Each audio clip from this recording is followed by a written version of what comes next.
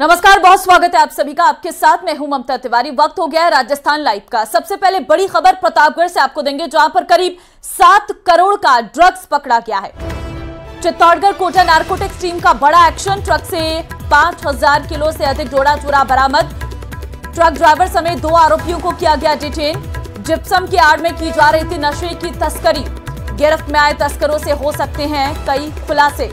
तो जानकारी इस वक्त आपको हम दे रहे हैं, जहां पर प्रतापगढ़ से बड़ी खबर यह है कि करीब 7 करोड़ का ड्रग्स पकड़ा गया है। ट्रक ड्राइवर समेत 2 आरोपियों को भी इस दौरान डिटेन किया गया है। जिप्सम की आड़ में की जा रही थी नशे की तस्करी। तो गिरफ्त में आए तस्करों से पूछताछ हो रही है, कई खुलासे हो सकते हैं। संवाददाता चंचल फोन लाइन पे इस वक्त हमारे साथ है। चंचल, एक ट्रक पकड़ा गया है जिसमें बताया जा रहा है कि 7 करोड़ का ड्रग्स था।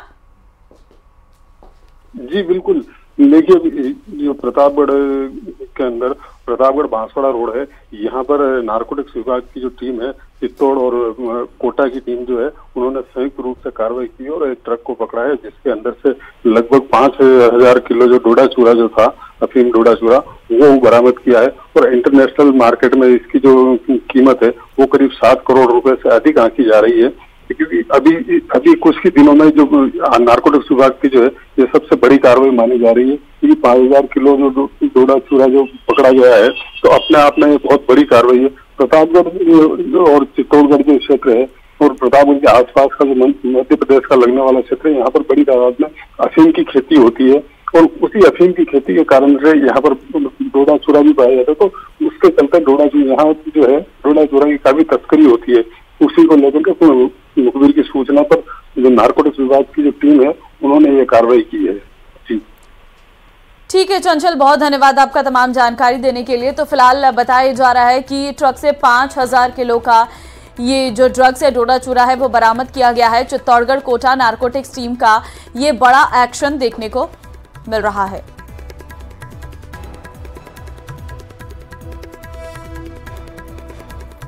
और अब बड़ी खबर उदयपुर से आपको देंगे, जहां पर 2 पिंजरों में 2 अलग अलग तेंदुए कैद हुए हैं। वन विभाग ने आसपास लगाए थे 9 पिंजरे। 2 तेंदुए पकड़े जाने से लोगों ने राहत की सांस ली है। तेंदुए को सुरक्षित जगह पर छोड़ने की तैयारी है। तेंदुए के आदमखोर होने की पुष्टि की जाएगी। तो फिलहाल आपको जानकारी हम दे दें, उदयपुर से ये बड़ी खबर है। ये वो 2 तेंदुए हैं जो 2 अलग अलग पिंजरे में कैद हुए हैं। इससे पहले तेंदुए ने 3 लोगों पर अटैक किया था, 3 लोगों पर हमला किया था और 2 तेंदुए पकड़े जाने के बाद ग्रामीणों ने राहत की सांस ली है। यहां तक कि सेना तक को इस ऑपरेशन में शामिल होना पड़ा था। ड्रोन के जरिए निगरानी रखी जा रही थी और कई दिन से कोशिश की जा रही थी कि ये तेंदुए पकड़े जाएं, क्योंकि ये तेंदुए आदमखोर हो गए थे, जिसकी वजह से ये हमले कर रहे थे और ग्रामीणों में डर का माहौल था। अब 2 पकड़े गए हैं, 2 अलग अलग पिंजरे। 9 पिंजरे वन विभाग ने लगाए थे और जिसमें से 2 पिंजरों में ये तेंदुए कैद हुए हैं। अब तेंदुए के पकड़े जाने के बाद लोगों ने तो राहत की सांस ली है, लेकिन अब जो है आगे तेंदुए के आदमखोर होने की पुष्टि की जाएगी और उसके बाद जो है देखना होगा वन विभाग इन तेंदुओं को कहां छोड़ती है, क्योंकि ये एक बड़ी चुनौती जरूर है। कपिल श्रीमाली संवाददाता इस वक्त उदयपुर से लाइव हमारे साथ है। कपिल, देखिए राहत की बात है, 2 तेंदुए दोनों ही पकड़े गए हैं। आपके पास क्या अपडेट है? जी बिल्कुल, देखिए जो तीसरी महिला का तेंदुए द्वारा शिकार किया गया था, छाली गांव के पास में जो खेत में काम कर रही थी, उस पर तेंदुए ने अटैक किया और लगभग आधे से ज़्यादा शरीर उसका खा लिया था। उसके आसपास में पिछले कुछ दिनों में जो तेंदुआ था उसका मूवमेंट देखा गया और उसी के आधार पर वहां पर भी पिंजरे लगाए गए थे। कुल 2 से 3 किलोमीटर के एरिया में 9 पिंजरे लगाए गए थे और जहां पर तीसरी महिला पर अटैक किया गया था, वहां पर जो पिंजरे लगाए गए थे उनमें 2 पिंजरों में 2 अलग अलग तेंदुए कैद हुए हैं। शिकार की तलाश में ये अभी भी घूम रहे थे और इसी दौरान वहां जो 2 पिंजरे लगाए थे, उन 2 पिंजरों में 2 अलग अलग तेंदुए कैद हो गए। अब वन विभाग ये पता लगाने की कोशिश करेगा कि वो शिकारी तेंदुआ कौन सा है, वो नरभक्षी तेंदुआ कौन सा है जो लगातार लोगों पर अटैक कर रहा था, 3 लोगों की जान ले चुका था और उसके बाद भी जो पशु आसपास के थे उनका शिकार कर रहा था और वहां पर जो लोग घूम रहे थे उन पर हमले करने की कोशिश कर रहा था। तो फिलहाल 2 तेंदुए वन विभाग की पकड़ में आ चुके हैं, पिंजरे में कैद हो चुके हैं। लेकिन अब ये पता लगाना वन विभाग के लिए जरूरी है कि इन 2 तेंदुए में से आदमखोर तेंदुआ कौन सा है, क्योंकि आगे की जो रणनीति बनेगी वो आदमखोर तेंदुए के लिए बनेगी। और जो तेंदुआ जंगल में ऐसे ही विचरण करते हुए शिकार की तलाश में, जंगली जानवरों के शिकार की तलाश में इस पिंजरे में कैद हुआ है, उसे फिर से वन विभाग सुरक्षित इस बात की पहले से ही जानकारी थी कि 2 तेंदुए घूम रहे हैं? क्या इस बात की जानकारी पहले थी वन विभाग को? देखिए, ये जो इलाका है जंगल का इलाका है और सिर्फ 2 ही नहीं, यहाँ पर कई दर्जन तेंदुए जो हैं उनका विचरण लगातार होता रहा है। उदयपुर के आसपास के जो जंगल के एरिया हैं उनमें बताया जाता है कि 50 से ज्यादा तेंदुए मौजूद हैं जो कि जंगल के क्षेत्र में घूमते रहते हैं, जंगली जानवरों का शिकार करते हैं और अपना पेट पालते हैं। और अब जो जंगल का जो क्षेत्र है वहां पर जो उनका नेचुरल निवास स्थान है वहां पर वे लगातार विचरण करते हैं। इस बीच में आप देखिए कि लोगों की आवाजाही जंगल के क्षेत्र में काफी बढ़ी है और यही वजह है कि जो मैन अटैक के जो मामले सामने आने लगे हैं अब काफी ज्यादा बढ़ने लगे हैं। आप देखिए, करीबन 15 दिन पहले जाडोल के एक जंगल में हमने देखा कि एक महिला को सड़क से उठाकर तेंदुआ पहाड़ी पर ले गया और महिला का धड़ और सिर दोनों अलग अलग मिले थे। ये 15 दिन पुरानी घटना थी। उसके बाद में गोगुंदा में एक के बाद एक 2 दिन में 3 लोगों का तेंदुए ने शिकार किया और जो जंगली जो पशु थे जो कि जंगल क्षेत्र में घास खाने के लिए जाते हैं उनका भी शिकार किया गया और जो लोग जंगल में अपने दूसरे कामों के लिए जाते हैं उन पर भी अटैक करने की कोशिश की थी। तो कई सारे जो तेंदुए हैं इस इलाके में विचरण करते हैं, लेकिन वे सभी नरभक्षी नहीं है। उनका जो जंगल है उनका निवास स्थान है, वहां पर उनका विचरण आमतौर पर जो है वो देखा जाता है। लेकिन कई बार जंगली जानवरों के या फिर पालतू जानवरों के शिकार के लिए रिहायशी इलाकों में इन तेंदुओं का जो मूवमेंट है वो बिल्कुल कपिल, और कहीं ना कहीं अब लोगों को भी ये समझने की जरूरत है क्योंकि जंगली क्षेत्र उनका है तो वहां पर जाकर थोड़ा सावधानी पूर्वक ही वो आगे का काम करे। फिलहाल बहुत धन्यवाद आपका तमाम जानकारी देने के लिए। और इस बीच आगे बढ़ते हैं, कोटा से एक बड़ी खबर है। घर के बाहर खड़ी ई बाइक में आग लगी है। धुंधु कर ये पूरी बाइक जल गई है। दमकल की टीम ने आग पर काबू पाया है। आग लगने से बाइक पूरी तरीके से जल गई है। ये इलेक्ट्रॉनिक बाइक जिस पर आग लगी है, आप देख सकते हैं इलेक्ट्रिक बाइक है और इलेक्ट्रिक बाइक में आग लगने की ये घटना कोई पहली घटना नहीं है। इससे पहले भी इस तरीके से घटनाएं सामने आ चुकी हैं, लेकिन पूरी तरीके से आग की चपेट में ये ई बाइक आ जाती है और पूरी तरीके से राख हो गई है। जैसे ही आग की लपटें दिखी तो लोगों ने मौके पर पहुंचकर आग को बुझाने का प्रयास किया। पूरी बाइक जो है वो जल चुकी है, जो आपको साफ तस्वीरों में भी नजर आ रहा होगा।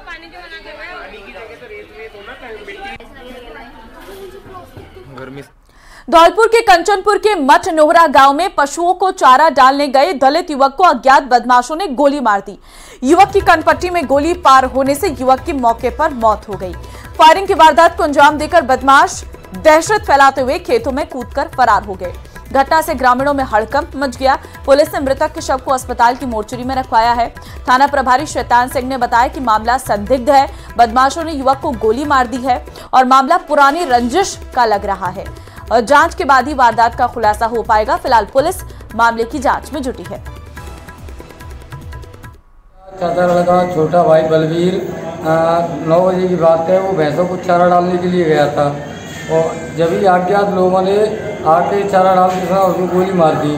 गोली यहाँ से लगते इधर निकल गई और हम गोली की आवाज़ सुनते ही दूसरे घर से इधर आए तो हम अपने लड़के पे लड़का देखा तो लड़के का उसमें गोली निकल चुकी थी। हम लड़के को लेकर इधर बाड़ी हॉस्पिटल ले लिया है, वो भाग्य पता नहीं। और अब खबर कोटा से है, जहां तलवंडी इलाके में बदमाशों और असामाजिक तत्वों का आतंक है। बदमाश आए दिन वारदात को अंजाम देकर फरार हो रहे हैं। इलाके में बाइक सवार बदमाशों ने जमकर उत्पात मचाया है। बदमाशों ने घर के दरवाजों को क्षतिग्रस्त करने की कोशिश भी की है। हंगामे और गेट तोड़ने के प्रयास की घटना सीसीटीवी में कैद हो गई है। वारदात के बाद पुलिस ने एक बदमाश को गिरफ्तार किया है। हालांकि अन्य बदमाश मौके से फरार हो गए। वहीं वारदात के बाद स्थानीय लोगों में आक्रोश व्याप्त है। पीड़ित परिवार ने थाने में मामला दर्ज कराया है। पुलिस अन्य फरार बदमाशों की तलाश में जुटी है।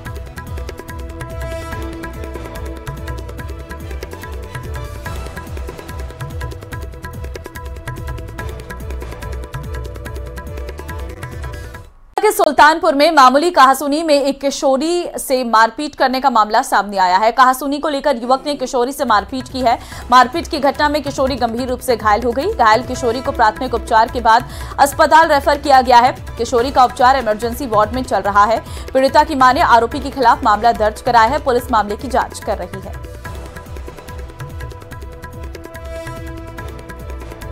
तो घायल को अस्पताल में भर्ती करवाया गया है। पुलिस मामले की जांच में जुटी हुई है।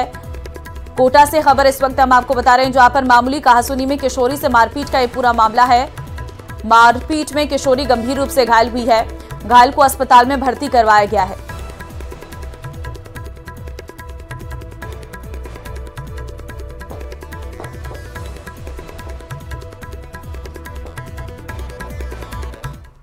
राजस्थान में नए जिलों को लेकर सियासी तनाव बरकरार है। कोई नए जिलों की पैरवी कर रहा है तो कोई विरोध। उधर अशोक गहलोत ने नई जिलों पर एक नई थ्योरी दे दी है। यह रिपोर्ट देखिए।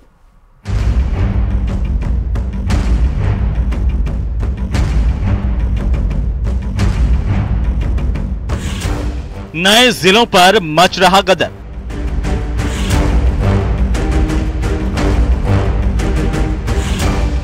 अशोक गहलोत ने रखी नई थ्योरी। हरियाणा में जाएंगे, हर 40 किलोमीटर में नया जिला मिलेगा आपको। डॉक्टर किरोड़ीलाल मीणा ने दिया बड़ा बयान। हमारे सवाई माधोपुर जिले के 4 टुकड़े कर डाले।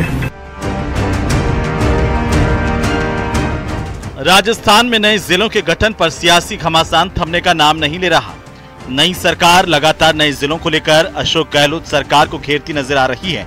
एक तरफ जहां कांग्रेस इसे सही ठहरा रही है, वहीं बीजेपी ने इसे राजनीतिक षड्यंत्र बताया है।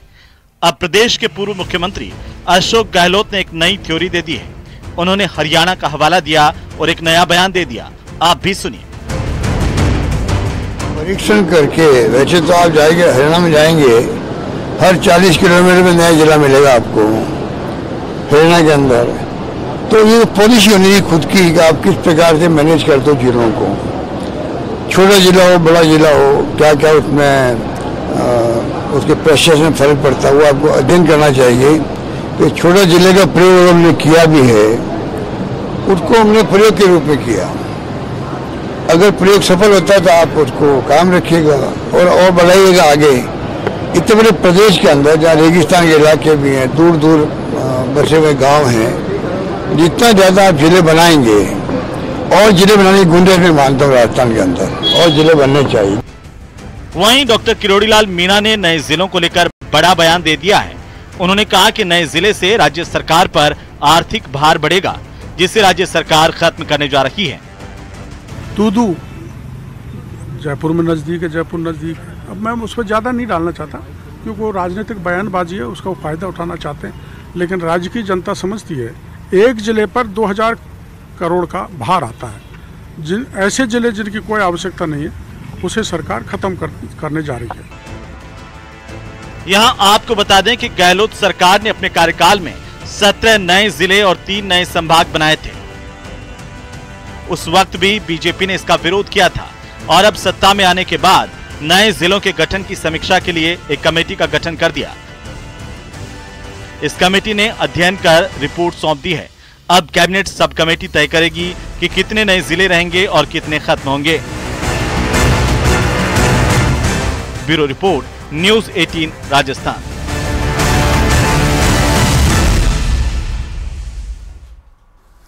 जयपुर की हेरिटेज मेयर की कुर्सी फिर से खाली हो गई है। मेयर मुनीश गुजर को निलंबित कर दिया गया है और अब सवाल ये कि हेरिटेज मेयर की कुर्सी पर बैठेगा कौन? ये रिपोर्ट देखिए।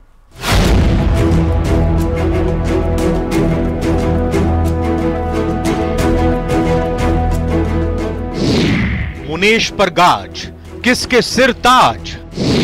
पट्टे की फाइलों ने बिगाड़ा सारा खेल, तीसरी बार निलंबन, क्या करेंगी मुनेश? रिश्वत कांड ने छीना मुनेश गुर्जर से पद।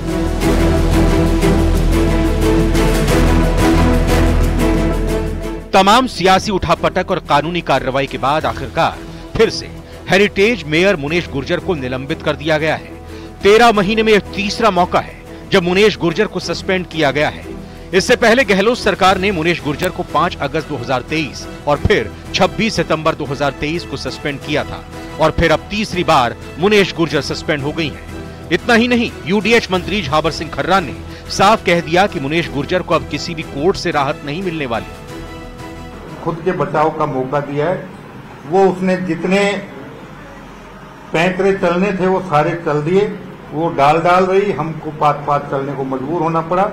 और अब ये हम इस बात को लेकर सुनिश्चित हैं कि ना तो माननीय राजस्थान उच्च न्यायालय से उसे किसी प्रकार की राहत मिलेगी और ना भारत के माननीय सर्वोच्च न्यायालय तक से भी उसे किसी प्रकार की राहत मिलने की संभावनाएं दूर दूर तक दिखाई नहीं देती।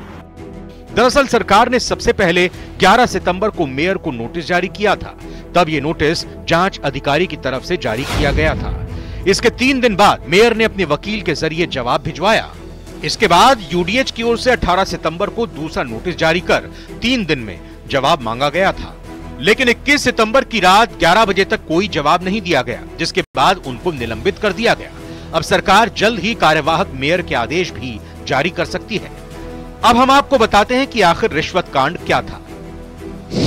एसीबी ने 4 अगस्त 2023 को मेयर के घर छापा मारकर पति सुशील गुर्जर को 2 दलालों के साथ गिरफ्तार किया था। सुशील गुर्जर पर आरोप था कि पट्टे के एवज में दलालों के माध्यम से रिश्वत मांगी थी। घर से पट्टे की फाइल 41 लाख और दलाल नारायण सिंह के घर से 8,95,000 रुपए मिले थे। एसीबी की जांच में मेयर मुनेश गुर्जर की भूमिका भी सामने आई थी। यूडीएच मंत्री झाबर सिंह खर्रा ने कहा कि हम पार्षद, विधायक, सांसद और प्रदेशाध्यक्ष से विचार करने के बाद बुधवार को कार्यवाहक मेयर की घोषणा कर देंगे। हम हमारे पार्टी के पार्षदों से विचार विमर्श करेंगे, जो हमें सहयोग देना चाहेंगे, जो इस भ्रष्टाचार के खिलाफ थे पार्षदगण, उनसे भी है उनकी राय प्राप्त करेंगे। हमारे विधायकों से, हमारे सांसद जी से और हमारे प्रदेश अध्यक्ष जी से विचार विमर्श करने के बाद हम किसी एक नाम पर सर्वसम्मति बनाकर उसे परसों के दिन कार्यवाहक महापौर का कार्यभार देने के आदेश जारी कर देंगे। जो फाइलों पे 2 लाख रुपए रेड हैंडेड पकड़ी गई, ये बार बार ये कहती हैं कि मेरे को भ्रष्टाचार में प्रमाणित है। अरे भैया, आपके घर पे 4 फाइलें मिली जिन 2 लाख रुपए जिनके मांगे गए थे, वो फाइलें आपके घर पे कैसे उड़ के आ गई? और जो मुजरिम थी मुनेश गुर्जर, उसको पूरा मौका दिया जवाब देने का, उसके पास जवाब देने के लिए कुछ था ही नहीं, सिर्फ झूठ, फरेब और धोखा, ये 3 चीजें थी। इसलिए आज उनको बिल्कुल मुंह की खानी पड़ी। और जो बार बार वो कहती थी कि मेरा भ्रष्टाचार में लिप्तता नहीं, आज सामने आ गई। 2,500 पन्नों की एसीबी में डायरी चालान पेश हुई है, वो क्या बोलेंगी? इधर रिश्वत लेने के मामले में हेरिटेज मेयर मुनेश गुर्जर पर एसीबी में दर्ज एफआईआर को रद्द करने की याचिका पर 2 सप्ताह बाद सुनवाई होगी। मुनेश की तरफ से 21 सितंबर को कोर्ट में बहस के लिए समय मांगा गया था, इसे कोर्ट ने स्वीकार कर लिया है। फिलहाल अब देखना होगा कि सस्पेंशन बरकरार रहेगा या फिर मुनेश गुर्जर फिर से मेयर का पद ले लेंगे। मंत्री जी, ये लगता है कि इस पूरे प्रोसेस में 7-8 महीने लग गए, क्या कुछ कारण रहे होंगे इस वजह से इतना समय लगा? कारण मैंने आपसे निवेदन कर दिया कि पहले 2 बार निलंबन हुआ और दोनों बार माननीय राजस्थान उच्च न्यायालय से निलंबन के आदेश रद्द हुए, उसे राहत मिली। अब की बार हम ये सुनिश्चित करना चाहते थे कि जयपुर नगर निगम हेरिटेज से भ्रष्टाचार पूर्णतः खत्म हो और भ्रष्टाचार को कहीं से भी चलिए, इस बुलेटिन में फिलहाल के लिए बस इतना ही। आगे आप देखिए स्पेशल रिपोर्ट। नमस्कार।